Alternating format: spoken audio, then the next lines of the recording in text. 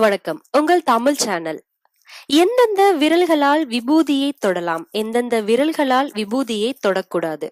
கோவிலுக்கு சென்று இறைவனை வழிபடும் போது அங்கே அர்ச்சகர் நமக்கு விபூதியும் குங்குமமும் கொடுப்பார்.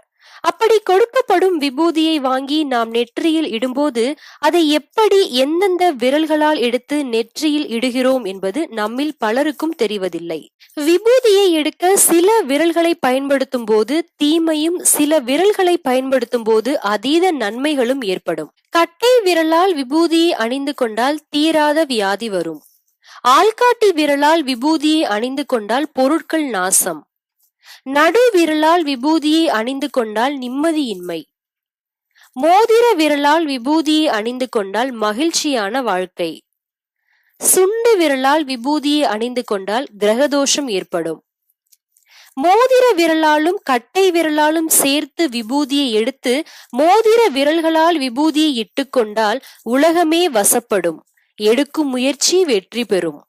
மேலும் நாம் கோவில்களில் சுவாமி தரிசனம் செய்துவிட்டு திரும்பும் போது கொஞ்ச நேரம் கோவில் நுழைவாயிலில் அமர்ந்து விட்டு வருகின்றோம்.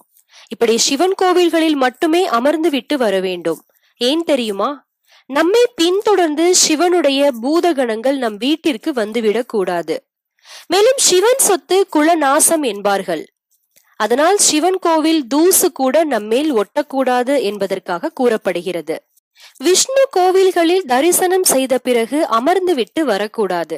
ஏனென்றால் அப்போதுதான் லக்ஷ்மி நம்முடன் வீட்டிற்கு வருவாள், அதிர்ஷ்டம் பொங்கும் என்பது ஒரு கருத்து.